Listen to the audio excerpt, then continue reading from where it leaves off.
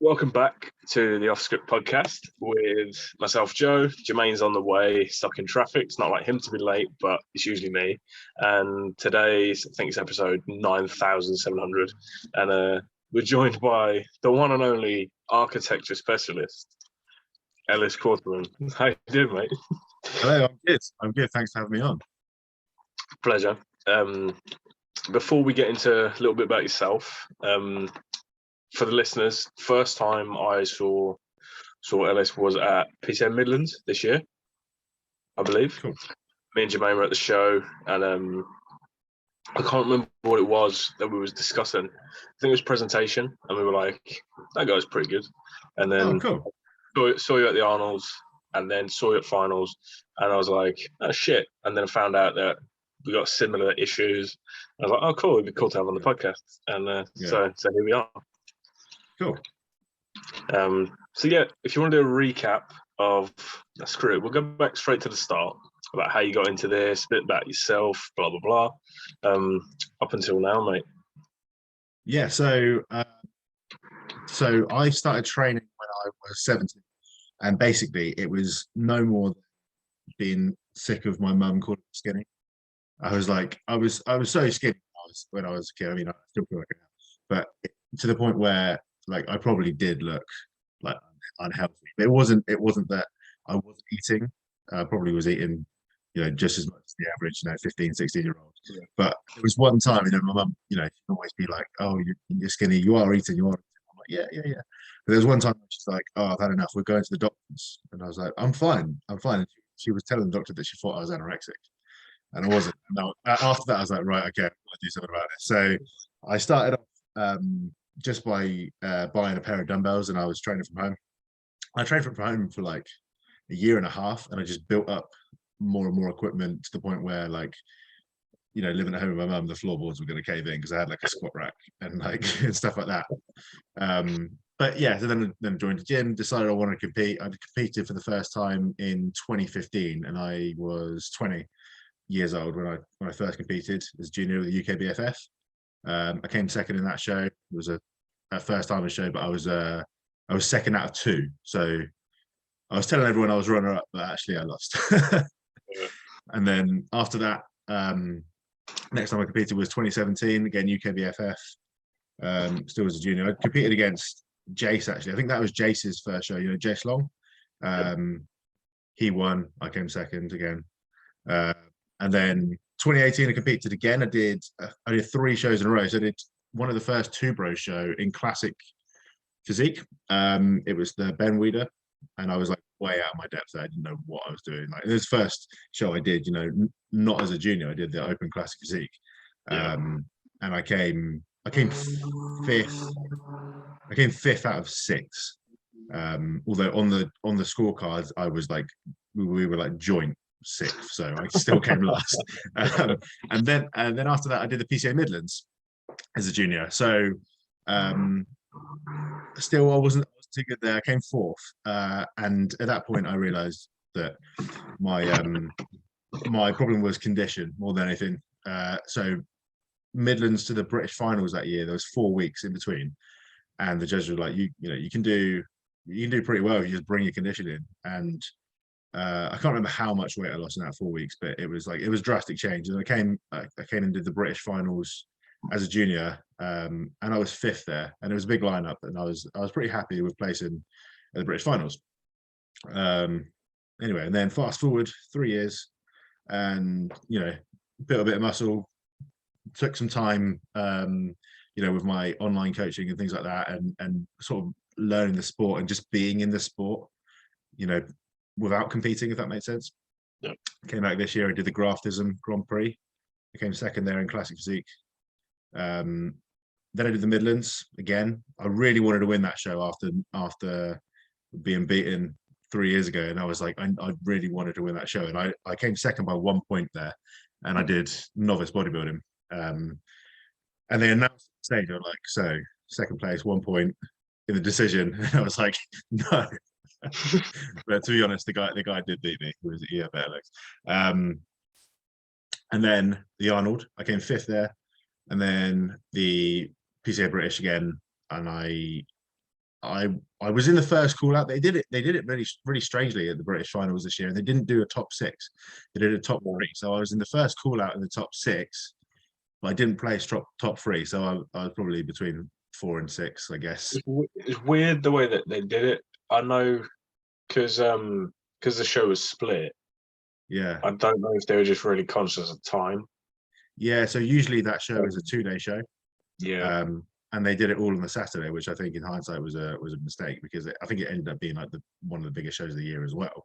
Yeah. So it felt rushed, not too rushed, not like No, as it competitive was you good. didn't It get a was look good. at. I think so. Obviously, we spoke. We're good friends with Matt Tufton, and his missus won her pro card. Yeah. Looked crazy, and I think for the competitors, it wasn't too bad. It was a good steady pace, but I do think for some of the classes that were smaller, it literally they were on stage for about 5 minutes and then they had their awards and then left. Yeah. It was still a great show. It was a really good experience. Atmosphere was good as well. It But no, was. I love the atmosphere at PCA shows. It always just feels like, and I say this to my clients, like for the first time compete at the PCA, because for the guys that are going to watch you, they're probably not into bodybuilding as much as you are. They put on a good show. PCA do. It's entertaining for the audience, no matter who's coming. If your friend's coming, she's probably going to have a good time as well with the lights, and you got Eddie on stage, giving it that, which is brilliant. Yeah, so the PCA do a good show. It always looks good. The only thing, and the venue's nice.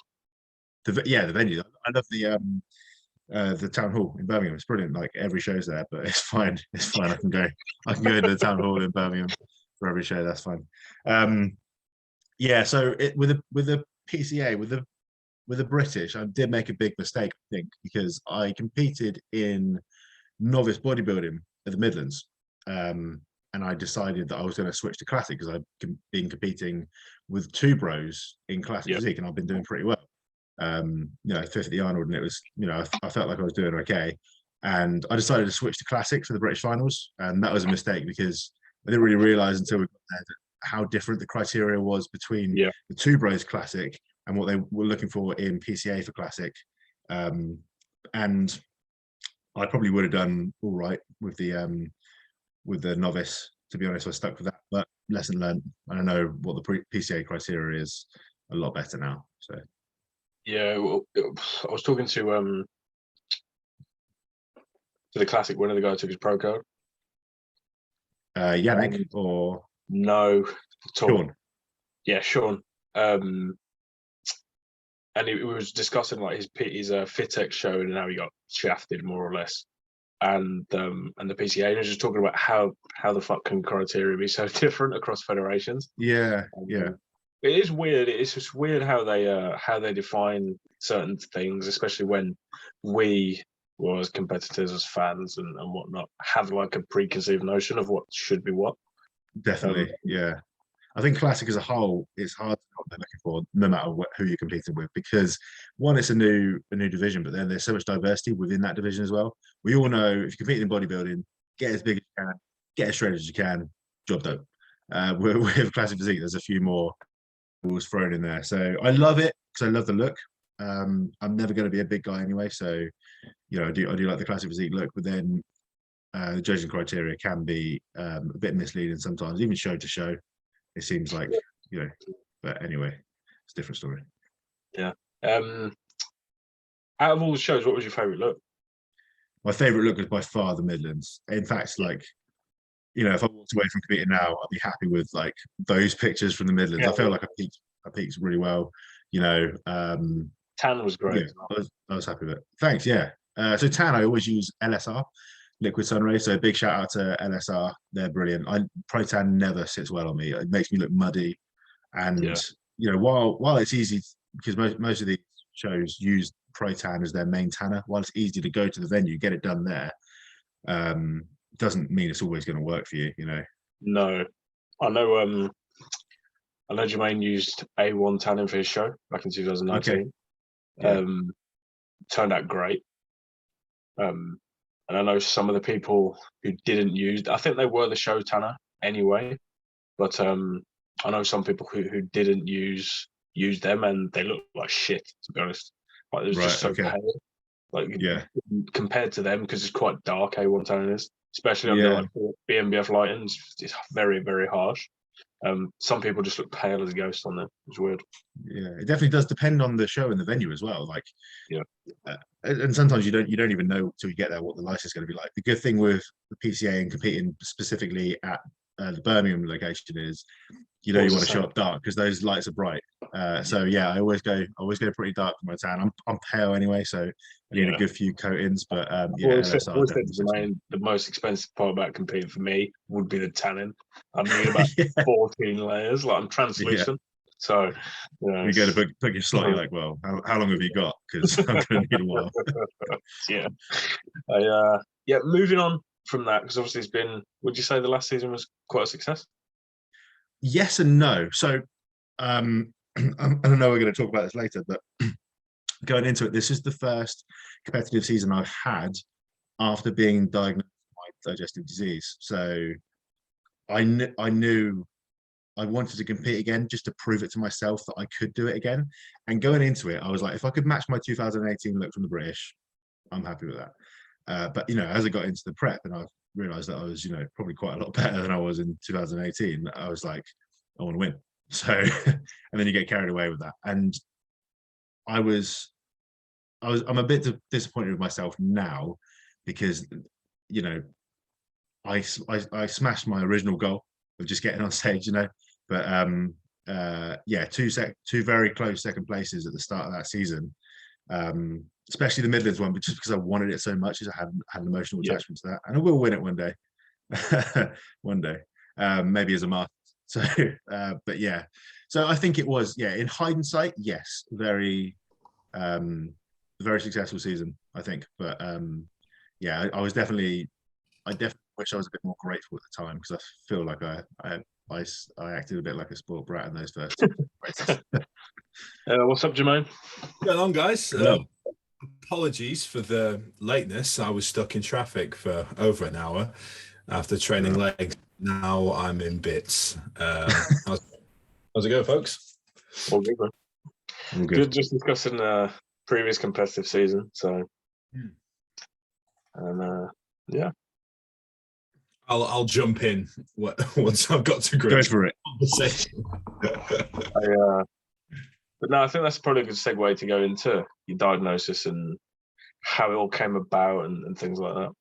Yeah. So, and I've alluded to it, in some posts and stuff. I think, definitely a lot of my clients know, and my friends know, and people who follow me on Instagram probably know that I've got some kind of digestive issue. But the reason I haven't named it specifically is because it's so rare. No one's heard of it, so there's no point. So, in 2019, I was diagnosed with solitary rectal ulcer syndrome, which is pretty much as bad as it sounds. So it's in the same category as Crohn's disease and colitis.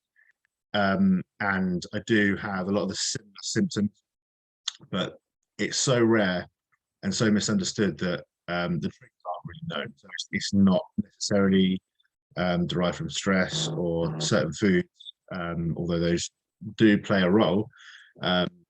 Sometimes it can just come out of nowhere, and I can be as good or as bad on my diet and stress or whatever as I want. And sometimes there's a flare up, and I'm knocked out for a week or a couple of days or whatever it is. So yeah. Lovely. I know the feeling about that, mate. Like I know mine is UC, but it doesn't seem to be brought on by anything like stress or food or anything like that. I know they say that's just like the blanket statement that they try and come out with, but especially with the way our lifestyle is, when they ask questions like, have you been eating poorly? No, everything's fucking monitored anyway. Yeah. And then I said it to him before, like what I eat on the day, and then they say, I'm pretty sure eating that amount of volume of food is not a good idea and stuff like that. Yeah. And then, you try and be honest, and they just shoot you down for it. It's a weird one. They're like, well, stop eating 6 meals a day then. It's like, well, sorry, but it's not, I can't do that. I'd rather not do that. So yeah, I'm definitely in a place now where I have it a lot more under control. And like I say, while certain foods don't necessarily trigger it, they don't help if I am having a flare up. Yep. So if I was to have a flare up and then chuck a pizza in, then that flare up is instantly a week longer. So yeah, my diet is. I wouldn't say it's boring, but it's definitely repetitive, and yeah, the volume of food that I have to eat now compared to before I was diagnosed is crazy. Like I just burn through food like it's like I was last year I was losing weight on 6,000 calories, and I've never been in that position before. So what are you, about 6 foot? 6'1". 6'1", yeah. It's like it's like with me, everyone's like, Christ, mate, you eat so much food. I'm like, yeah, but the calories aren't necessarily that high. It's like the highest I was at was 4,250. But because I have to be so specific with food sources, it's like, fuck me, mate. How many rice cakes, how much rice you're gonna eat today? Yeah, I know. Rice you're gonna eat today. And you know, when you are having a flare up, do you find that you do crave shittier foods? I get pissed off. That's what it is. I'm like, fuck this. I'm gonna go out and I'm gonna have a burger, and what my head is like, you're gonna make it worse, and I'm like, fuck you. I just want some pleasure in my life, you know. I'm definitely better now because I realized that, no, just wear it out. Even like before, I'd be having a flare up and I'd still be in that bodybuilder mindset where I'd be like, you have to eat 6 meals today, otherwise you failed the day. And while that kind of mindset does apply to most bodybuilders, I feel like I had to take a step back from that to realize that if I do that, then again, my flare-up's going to last longer. So sometimes, as frustrating it is, you have to fast a bit. It's one step forward, 2 steps back in that situation for us. Yeah, definitely. How have you managed to keep it under control? Because I'm on biological therapy now. Oh, wow. So I mean, with my diagnosis in particular, I was told when I was first diagnosed that the chances are they're never going to get down to the root of it because it's so rare. There's no funding for it. So, who wants to treat 20 odd patients? Who wants to pay for that? So I mean, anecdotally, I've just picked things up. Like I have to drink a lot of water. So even in the off season, I'm drinking 6-7 liters a day, 10-11 in prep, just because it helps with the digestion. That's kind of what I have to do. I know that I have to get up, earlier than I did before. So now whereas before I'd wake up and within an hour I'll be eating. Now it has to be at least 2. I have to get that water in first. I have to move as well. I have to get some steps in. And then apart from that, some supplementation, support max, no, not support max, sorry, digest max on strong is a really good one. That's a great staple. Other than that, apple cider vinegar, glutamine, the basic kind of digestive supplements that help. And then you just gotta keep stress as minimal as possible. The thing is, I'm someone who gets really stressed out when I can't do what I want to do. When my routine is everything to me. So if I get a flare up and that's thrown off, then immediately I'm stressed out about the flare up, which makes that worse. Then I get more stressed. So I have to be very zen these days. I'm trying to be anyway. The thing I've gotten into, I won't say arguments, but like spats with my missus over it before, because when you are in that state, you're trying to remain so calm. It just seems like you don't give a fuck about anything. Yeah. Just trying to remain so flat, like you don't want to peak because you don't want to trough. And they'll be that's the whole prep as well. So. yeah.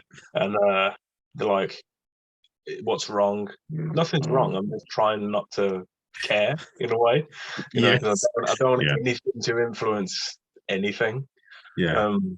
The shit part about it is as well, because if it is, even the minutiae of it is increased by stress, leg pressing 500 kilos is not helping anything.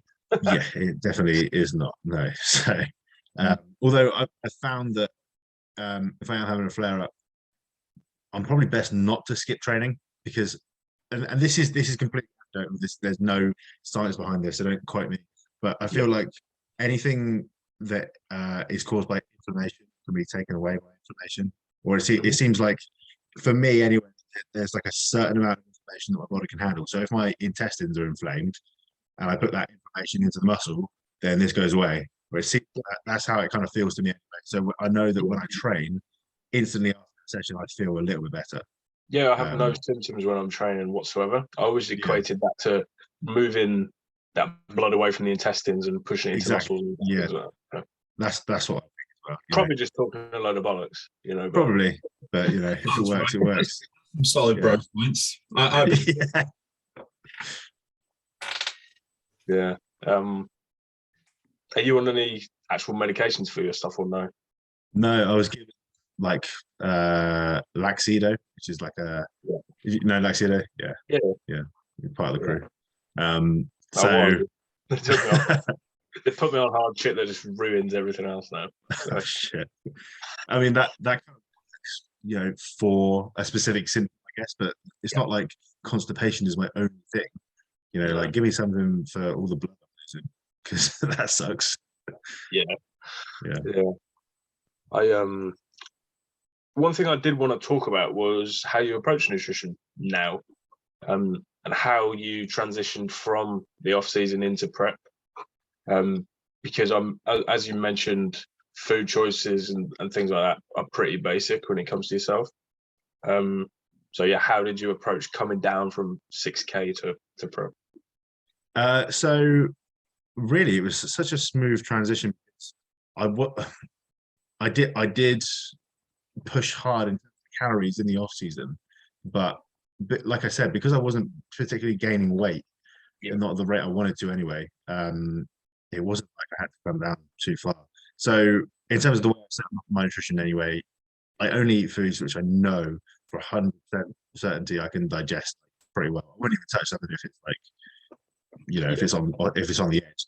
I'm pretty lucky in terms of, I do have quite a range of foods that I can handle, and I'm big on cooking my foods in an enjoyable way. So it's never boring. I do genuinely enjoy what I eat, but it is a lot of rice, turkey, beef. I can handle some bread pretty well. But they always say to me like, "Oh, make sure you stay away from wheat and things like that." Yeah, no, I'm pretty good. I'm fine. I think it's because it is so fast to digest. The process. That's it. Non-stressful digestive process. So, absolutely, yeah. I get better with white bread than I do white potato. Yeah, me too. I think anything that like in your head feels heavy, like oats, can't do. White potato, sweet potato, can't really do. Not in big amounts anyway. I prepped. It was 11 weeks to the first show. It wasn't, and that show wasn't planned. I planned to do the Midlands, and I was just ready early. So I jumped into that one, and I probably went from around 6K down to about 3, maybe for that one. But that was probably more due to the fact that at the start of prep, I dropped the calories quite drastically because I didn't want any of that digestive issue to kind of get in the way. So I dropped like calories every week for the first maybe 3, 4, maybe 5 weeks, and then after that it was pretty smooth, to be honest. Awesome. Anything you want to jump in with, Jamal? I was going to actually ask as well. I don't know if you guys have covered it already. How do you, with your condition, then manage coming out of a prep? Are you very small, like increasing very small increments, like drip feeding more food in over time? How are you going about that? So actually, this time, and like I said, the only time where I've had to deal with this coming out of the show, I've noticed kind of anecdotes that I can get away with a couple of days of just eating what I want. I've noticed that after every show, I could have half that day or the next day off plan or whatever and be fine. I think it's the consistency of that which kind of ruins you. So it was, after the British 2 days, kind of not even thinking about food. I was probably 3, 4 meals a day rather than the 6, but just eating what I want. And then just straight back to the prep, but I increased it quite substantially. I probably went up about 1,000 calories. But I'm literally just still eating the same food sources. So while the volume's higher, it's still pretty easy for my body to handle. Although it's definitely getting to the point now where I've got to be really diligent with all the rest of the variables. So I've noticed that if I do have a day where I don't get up and do a fasted walk, then I'm staying up later to go and eat my last meal that night. So that's kind of out of the question now. So yeah, I always have to treat this part like prep itself. Yeah. Do you? Go on. I was going to say, do you actually? I don't know if you. I've never actually asked you this, Joe. It's just occurred to me. Do you guys actually feel? How much do you feel the effects of a diet in terms of like nutrient partitioning and stuff like that? Does that massively? Yeah, huge. I think when food is in excess as well, you have the chance to, because there's always going to be the risk of malabsorption with us. Absolutely. With me especially. Yeah. So often when we're in a surplus, we might be 750 calories anecdotally in a normal person's surplus, but that could be 250 for us because the rest is just being shit out in water or pissed away, or not been absorbed at all. Whereas in a diet, I think if I push too hard too quickly, I usually don't result in dropping any weight whatsoever because my body holds on to it because of stress and inflammation, and it will fight that weight loss. Whereas if I drop something down, say I'm on 400, 500 carbs, drop the carb amount by 25%, that change for me is sufficient enough to warrant a substantial weight drop, or at least, a drop in inflammation or drop in fatigue or whatever. Whereas if I was to drop those carbs by 50%, that might be pushing the barrier too far, and my body will say, no, mate, I need this shit because we're not getting enough of it anyway. Yeah. I noticed that, well, I've always been someone who struggled to like fill out in terms of, fill the physique out when I'm flat. So I would go flat super quick. Like I'd be on 400 grams of carbs, going flat, having hypos in the day as well. I remember having like hypos walking to the gym on 400 grams of carbs in the prep, like no insulin, just like having a hypo and being like, Jesus, I don't even know if I can get to the gym, or like, what do I do when I get there? Do I start eating my post-workout meal, or so yeah, it's funny, but and then I also don't know if that's normal or not. But yeah, definitely, and yeah, I definitely noticed that you almost feel the effects of the food a lot faster. Both in terms of like when you're making a change to the diet, and like how quickly I react to a meal. Because it's almost like it's in and out. Yeah. I've noticed as well with the fullness thing, I've never been stage lean, don't get me wrong, but when I've been in a deficit, like recomping or whatever, when carbs go in, it has to be a lot. It has to be a lot, even to regain a tiny bit of fullness. And the issue with me is once I've got flat, I stay flat. Yeah. And it takes a long time of pushing food up. And the issue with that then is I'm running the risk of my body saying, you're taking a piss again. Fuck you. I'm going to have another flare up. So it's different. It's a balancing act for me. It's a fine line, definitely. Yeah. Because, you're trying to take care of your physique and your body, and they're not the same things, So I remember, so for the Arnold, I wasn't filling out. This is my third show of the season. I was 3 days out. No, sorry. Yeah, 3 days out. And I started on 1,200 grams of carbs, 1,200 grams of carbs second day, 1,200 grams of carbs the third day. And it was just like, where's this going? Nothing's happening. And I had my 1,200 the night before, and I looked at myself in the mirror, and I was staying in a hotel with Paul Dyson. And I was like, look, mate, like I had the meal, I'd have a meal, and then and then within an hour it'd shrink back down. Wow. And so the night before the Arnold, I had 2 extra large bacon double cheeseburgers and 2 large fries on top of those 1,200 grams of carbs. Yeah. And that just about did the job. But by the time I was home the next day, I was flat again. What was your fat like over that period as well? Like did that do nothing to slow anything down? Or? So generally, on the actual diet, like the prep diet, my fat was fairly low, although I wouldn't say it was astronomically low.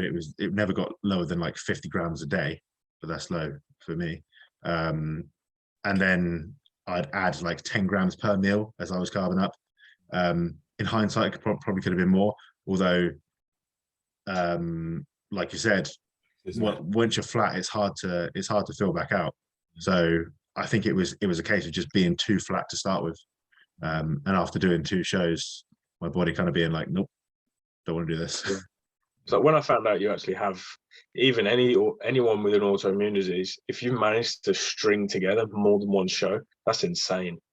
Like, like to me, like prior to like the past 6 weeks, well 5 weeks, so I had a little flare up, got it under control, and I've just mentally taken a break from the whole routine of everything, because I was just found out it was just stressing me out and taking away from opportunities, away from the gym, away from bodybuilding itself.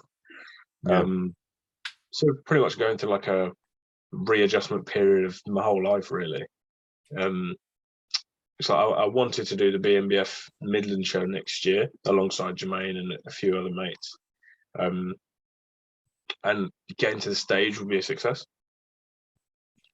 And seeing what you've done in the past year has just made me think, mate, that if that's possible, like, you know, anybody can really do it. I think it's just, you know, taking the dive, because I said at the start of this year that this would probably be my last year competing, and about 6 weeks into prep I was like, nope, I've got another 10 years in me.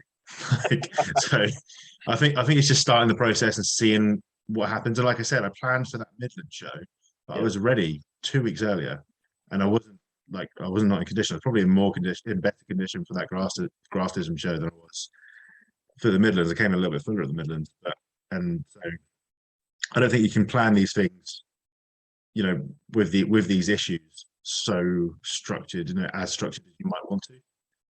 So I think it's a case of just getting in and seeing what happens. And I coach myself, so you know, I'm accountable to myself. I think with my issue, it probably would be hard to find a coach that kind of really understood that and what is needed. Yeah, it's like I've discussed coaching with multiple people, and then beginning to explain the issues. Like, most people haven't come across a client with the issues or similar issues or whatever. They just presume you've got digestive issues, not an autoimmune response and things like that. And so it's, as much as I respect their opinion when it comes to everything, I can't help but feel it's not really applicable. So, there's a missing piece of the puzzle here. Yeah, and then you got the second guessing of it yourself, and you're like, ah, shit, maybe I need a coach. Yeah, you know? Yeah. I've always coached myself, and I know that I'll never have a coach to coach me. What would be handy is having a second pair of eyes, like for the last couple of weeks, because I just go nuts. I'm like, I just go out of my mind. Just not even stressed, but just like looking at myself all the time and just being like, oh, I'm flat, I'm full, I'm flat, I'm full. And just realizing that, you know, I can get full if I want to. I don't have to be full 5 days out. I have to be full on the day of the show. So, you know. Granted, I was the reverse.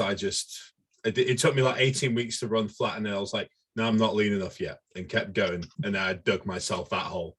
And that's like, I mean, credit to AJ, but that's even alongside a coach, right? So that kind of reinforces that sometimes, unless that person is there in the room with you, I think, like day to day, it is very difficult to tell sometimes, very difficult. And that's without an autoimmune disease. So yeah, it can be. I mean, you know, I'm a coach myself. It takes a good eye, but definitely, I definitely like to see my clients in person, if I can.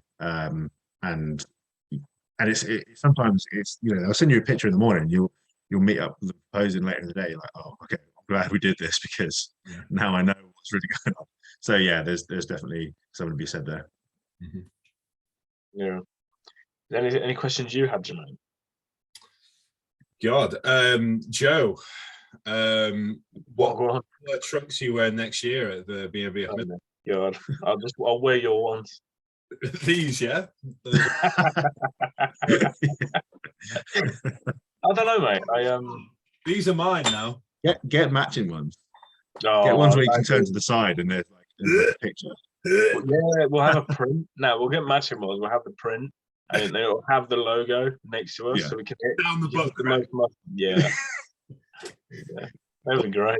Have it the color of the dumbbell, the orange, that orange. Sparkly one. Yeah, sparkly orange, proper Yeah, like reflective sequence. bright banana hammock. Yeah. Oh, don't remind me of that. Fucking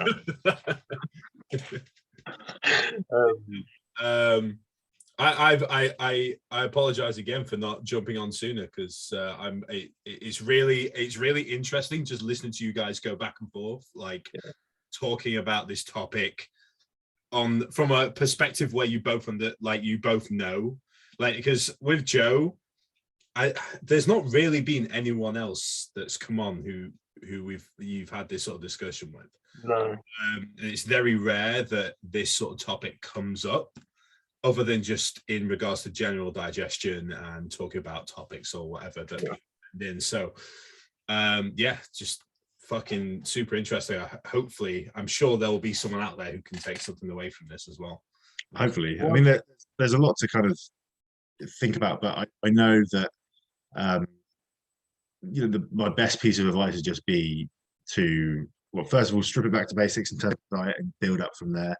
If you are a bodybuilder and you are struggling with digestive issues, then treat them seriously because they can compound. You can't. I'm not saying that I gave myself this issue, but you definitely can. Create some kind of IBS at least. 100%, So 100%. if you're experiencing digestive issues, put it back. Don't be so hardcore that you need to fit X amount of calories every day if you're struggling. Well, Joe knows, right? I had very acute stomach issues during my prep, like a week out, 2 weeks out. Like it when you're in there and you a lot of people when they're in prep, especially, just don't realize, they don't pay attention to stuff like that because it's at the back of their mind, because you just think it's prep, right? Especially if it's your first season. You just think, it's prep, doesn't matter. And the prep is driving the bus, and that's it. And you're just letting that run its course, right? A lot of the time. And then I think the thing with like me, I remember back then I was like, I'll worry about it afterwards. That was my like thought process for a lot of it. I was like, that's prep all over. Yeah, absolutely. Yeah. I'll just worry about it afterwards. Someone robbed my house, so I'll worry about that. I'll get my H2O removed and pull off as much of the cloudiness and water around my midsection as possible. It's just water, bro. Yeah, exactly. Yeah. Destroyed my gut. One thing, like you just mentioned there, like how you think practices can influence like making shit worse down the line. And I definitely think in hindsight, like some of the shit I was doing when I was like 15, 16, 17, because I didn't have the money there to afford good quality food, some of the stuff I was doing to get food, it was just fucking hilarious when I look back on it. Oh, me too. Oh, it was amazing. What a time. Yeah, I was like down. You get those like 1 liter milkshakes, like ready banana milkshakes from like Sainsbury's or whatever. That's my pre-workout and my post-workout. Sorted, done. Mine, I've 200 grams of sugar. Jermaine already knows, but when I was at college, like it was pretty full on compared to most like college courses and stuff, for whatever reason, just the way they laid it out. And I'd do 3 cans of tuna blended up with 2.5 liters of orange juice a day, and like 6 raw bagels. No, what raw? Don't just tell me, like just bit into it, like no butter, no, it's not sliced, nothing. And this was every fucking day, every day. Oh, that's mad. Yeah, I used to do like oats and dextrose and honey and just like get it in. I don't know what it was. Like it was just so, I don't know. It's just convenience, I guess. See, it's funny because like in comparison, for me, because I'm a guy who doesn't have to eat a lot of food at all, like Joe knows. No, this is the thing, right? I didn't have back then. Yeah. Before issues were there, I didn't have to eat a lot of food to grow. Yeah. Like at 18, I was 101 kilo in fairly decent nick. I've never been that size again in my life. Yeah. When I was 21, So there's 6 years ago now. I was my heaviest at 21, 122 kilos. I can't even touch 110. My body will not get there. I'm trying, but it will happen. Yeah. I got there on 3,000 calories. Yeah. Yeah. One thing I wanted to ask, because I get it from people a lot with their, not concern, but I don't know, they're interested. Has gear usage impacted it in any way, shape, or form? You know what? I've wondered this myself, and I don't want to say no, but not that I've noticed. So, I think my initial worry was using orals, because Liver toxic. that will kind of liver toxic, impact your digestion to some degree anyway. So that was my concern, but I had no worries. I had no issues. Actually, the prep was like the smoothest part of the year for me. I think it was just the lower calories. You'd have a few flare-ups, and actually my main concern going into the prep was, what if I have a flare-up on show? And it was like, and towards that first show, went about 5-6 weeks, nothing. I was like, oh bliss, it's gonna be fine.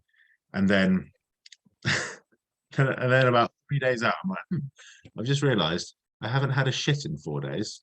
I'm like, this better. Well, we've got 3 days to the show. This better come out. I've been carbing up at this point. I've been carbing up all week, like thousands of grams of carbs. I'm like, Just no, got it'll happen tomorrow.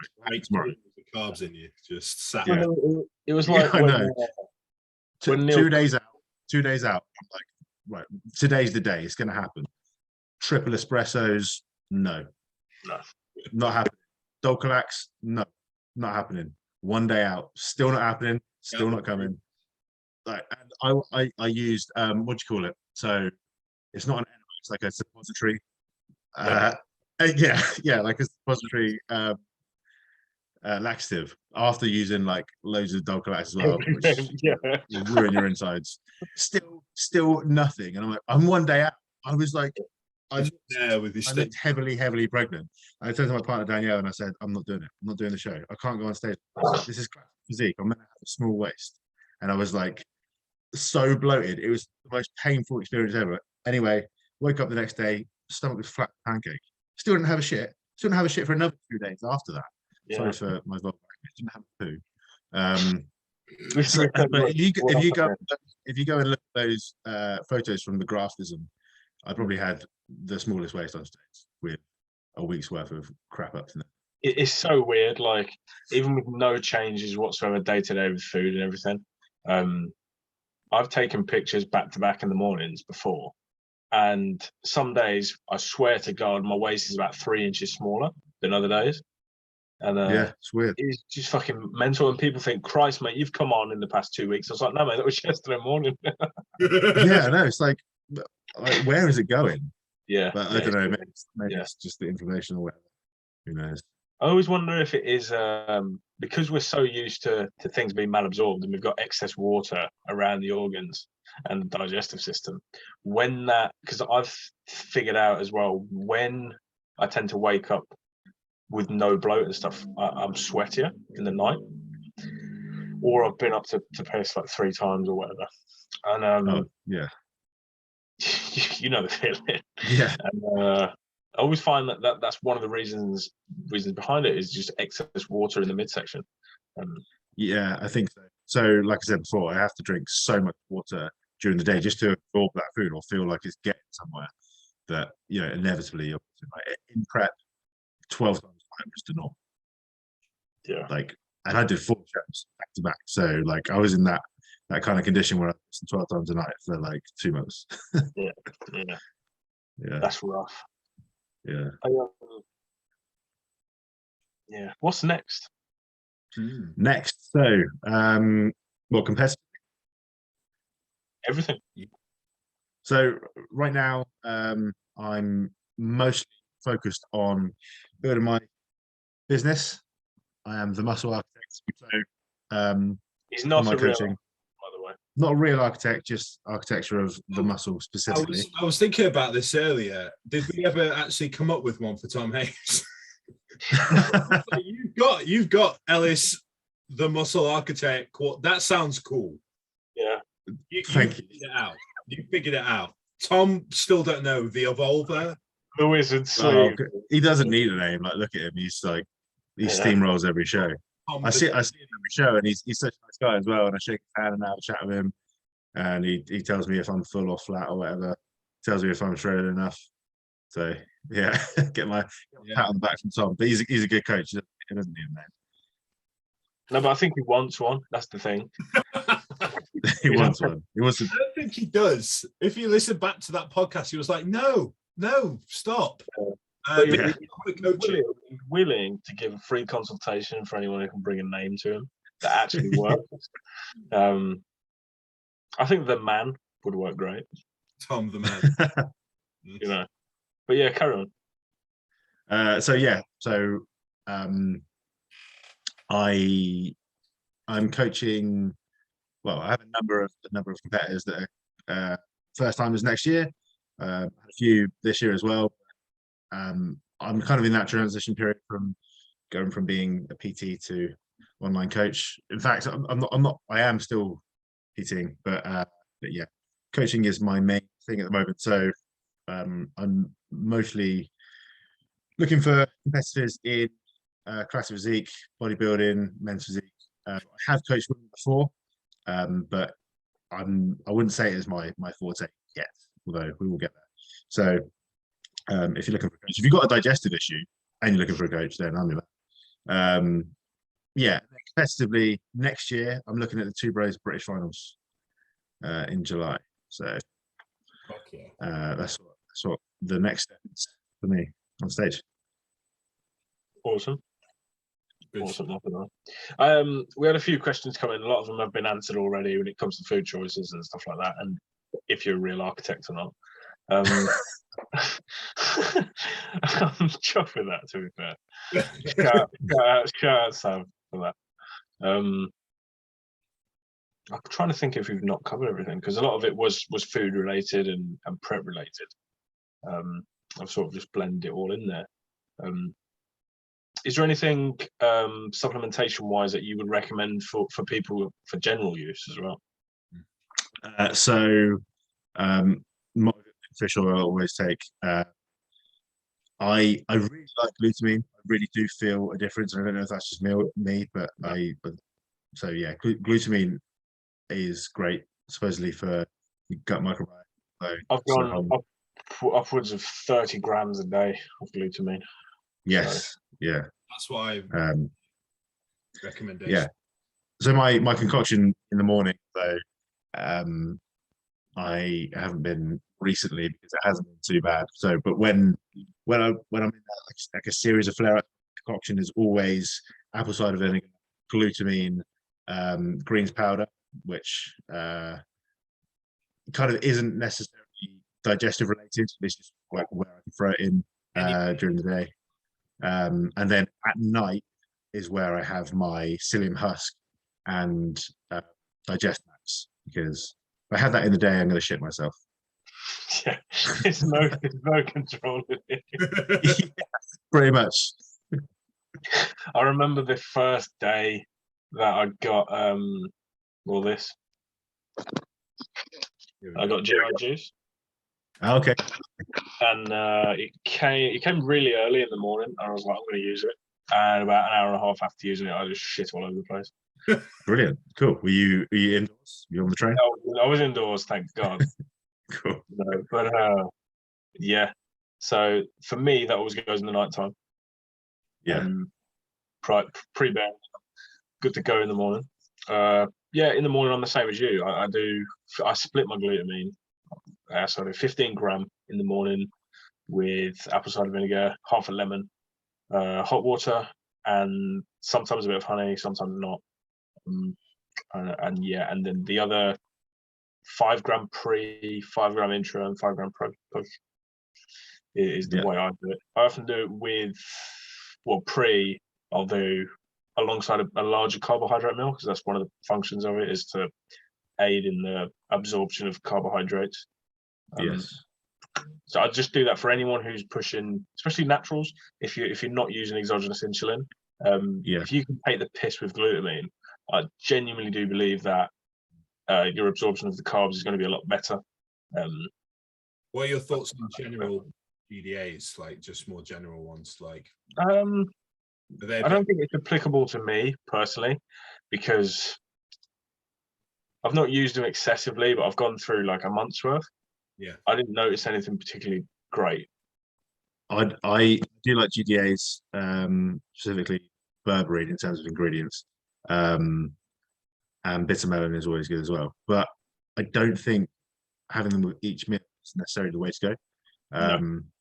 So I like to have, I like to think about how I'm doing my day as well. So if I'm going to try and lower my blood glucose, then I don't want to necessarily be doing that right before training. Although, obviously, it's going to shuttle some carbs into my system, but then I also don't want to be falling asleep, on the way to the gym. So post workout, I will use GDA. I quite like JP's Ensure at the moment. I've used RPG before by Rectal one. They're both pretty similar, both pretty good. But yeah, I don't think using one all the time is necessarily the way to go.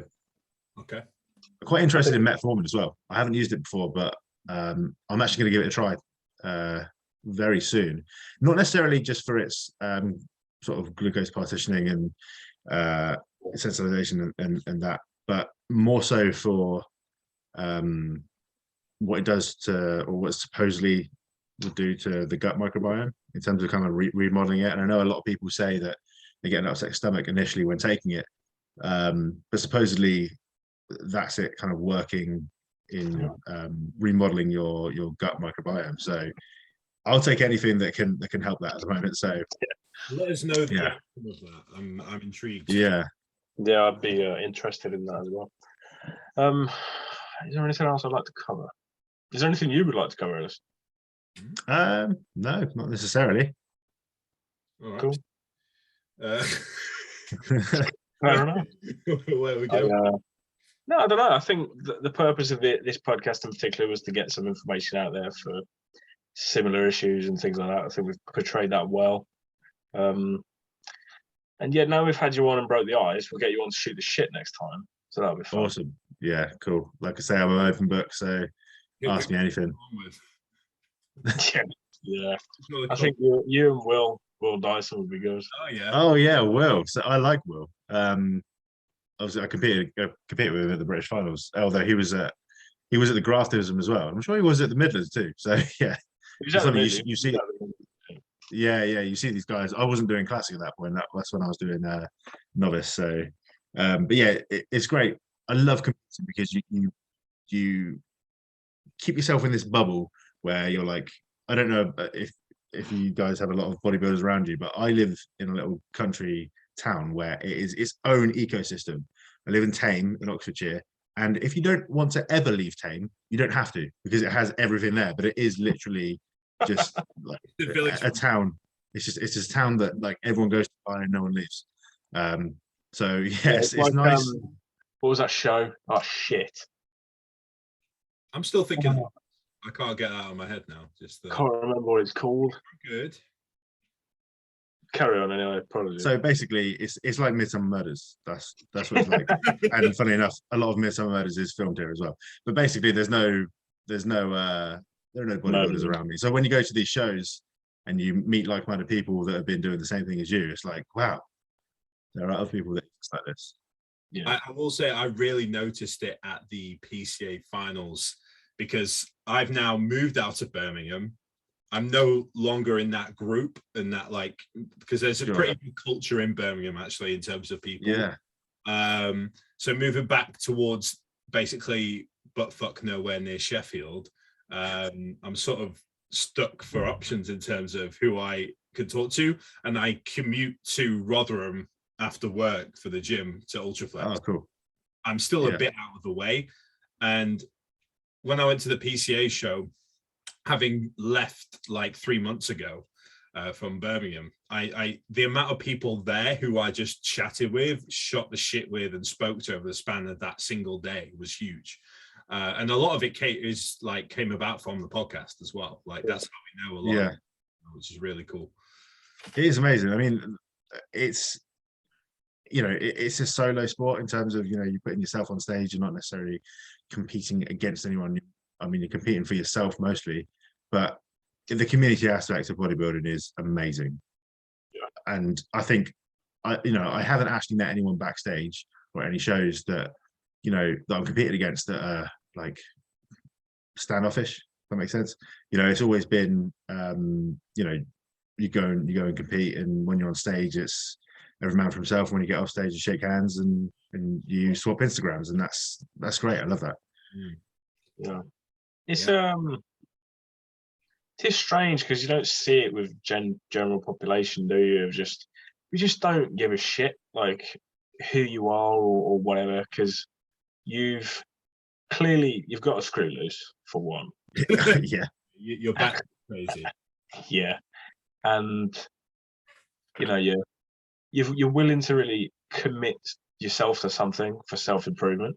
And I don't know what it is, but it's like me and Jermaine we've always got on well with everyone. Some people more so than others, it has to be said. But yeah, it's just unusual, but it's so cool. It's just like with the podcast. We was at PCA finals. We'd seen Matt Tofton like a couple of weeks before the Arnolds and everything, and he's been on probably, I don't know, fucking 6 times on here. But it's like we had Andy Scott on over a year ago, and it was just like, yeah, mate, I'm coming down to Birmingham. Do you want to link up? And I was like, yeah. And then we got to the venue, and me and Derek and Jermaine was a bit late, but and it was just like 3rd row, 4 seating. There's 2 spaces next to me. Come over, and it's just like sound, because you wouldn't get in another sport someone who's at the highest amateur level saying to, you know, some fucking idiot like, oh cool man, you want to spend the day together. It's weird, but it's cool, you know. Yeah, what he's saying is, I love Andy. He's a good guy. Yes, I am saying that I'm a dickhead. Yeah, and it's a cult. We're talking about it very positively, but I imagine a lot of people from outside perspective look at us and go, that is a cult. They're in some weird cult, because so like. But everyone who's in a cult seems to be happy, so there you go. Exactly, that's true. As long as we're like, all right, then it's fine. We're not hurt. I love looking at big quads and shredded glutes. Yeah, nothing weird about that. I'm sorry if my shredded cult offends anyone. Well, it's like I love. So I noticed that when I was in prep, I'd get the most likes and the most unfollows if I posted a glute pic, and it'd be like, right, there's going to be a challenge. Can I beat the amount of likes I got last time and the amount of unfollows? and it's got more and more shredded. That was pretty much the case. There was a period in my prep of about 6 weeks where every single thing I posted was just basically my ass crack, just getting leaner. That was what most of it was for 6 weeks. So. Well, I opened my phone in the middle of lecture the other day, and I forget sometimes that I'm the only one in there. And my Instagram is just full of naked blokes. Yeah. And they go, "You all right, mate?" I'm like, "Yeah, why?" And they're like, that bloke's got his arse out on your phone. I'm like, "Yeah, that's cool." You know? I went on a date, actually. I'll tell this because I think it is quite funny, and I'm fairly open with this. So I went on a date with a girl who immediately struck me as being quite weird, like a weird person. Not like bad weird, but I in my head I was like, she seems like someone who could put up with a bodybuilder. You have to be weird. Yeah. So met her, cool. Spent like the day together. She saw me scrolling through my phone, and then she started questioning my sexuality very quickly. It's kind of, you just really don't think about it. And even to someone who is arguably also quite weird, it is weird. Like there is levels to it, isn't there? Yeah, when you pull back and think about it, like try not to do that too much, because getting turned up and putting bucket pants on to dance in front of people you don't know. Yeah, it's pretty strange, especially like the amount of dedication that goes to that in itself. That 15 minutes where you are doing that sparkly pants jump around the stage, you know. And when you're trying to explain it to people who really don't know, like your nan, like she doesn't know until she goes to see it. It's like, oh, but yeah, I'm a freak. I'm a weirdo. Funny, there was I'm not going to say who it was. There's a guy who used to train at a gym I was at who was a male stripper, and he used to train in there, all that sort of stuff, and he was quite well known within the stripper space. Massive cock, yes. But one day, like, I just remember him being like, you know what, we're very similar. And I was like, how so? And he's like, Yeah. You've also got a massive cock. He was like, we basically, yeah. That's exactly what I meant. He was like, we basically do the same thing. It's just I get paid for it and you do it for fun. Yeah, I knew you were going to say that. Not wrong. Yeah, brilliant. Yeah, I do it for the money. You do it for the applause. Yeah. Not even. Not even. Yeah. Boo. Those like 30-year-old women in the back row of the theatre just going crazy for it. Yeah, the town hall. Did you not see them all? Yeah. Right back. Did the knickers not land on the stage? Yeah. Yeah. But before we let you go, Ellis, anything you want to plug or say for yourself? So if you want to follow me, I'm at _muscle architect on Instagram. www.themusclearchitect.com. That's pretty much it. And like I say, if you do need coaching, I don't just coach competitors, I also do lifestyle clients. If you just want to get in shape and do a lot of photo shoot preps, then hit me up, send me a DM, we can have a chat. Awesome. Good shit. Oh, and if you do have any digestive issues, diagnosed or undiagnosed, please send me a message, because sometimes it really just helps to chat these things through. I know it does, from talking to people who don't even have the same issue as me, they just have something similar that they have to deal with. I have a good friend, Kat, who has MS, and it's nothing similar, but we both go through flare-ups and we talk about it and it helps. So yeah, please reach out if you do have anything you want to talk about in that regard. Likewise, go to me. As always, DMs are always open for that. So yeah, I've really enjoyed this. Thanks for coming on, Ellis. You too. Thanks for having me. It's been a blast. For the length I was on, I thoroughly enjoyed it, guys. Yeah. Thanks for me. You now know what it's like to be late, Jermaine. Yeah, it's weird. Feeling. Also, like how we got the same name. Oh, yeah, no, I was wondering that. Yeah. I don't know why it does that. I think for whatever reason on my laptop now, it's locked your name onto the account. Every podcast I have to change it to Jermaine before we start, because it just comes up with your name every time. Yeah. It's a friendly reminder of how you left me to go back to Sheffield. Oh, fuck off. Right. Move to Sheffield. Thank you. Thanks, guys, for listening. As always, rate us, share us, do whatever you want. Hit the dislike button if you want to. But yeah, again, thanks for coming on this. And Jermaine, as always. See you guys next time on Off the Script. Adios. Are you ending it? I am ending it. Don't worry.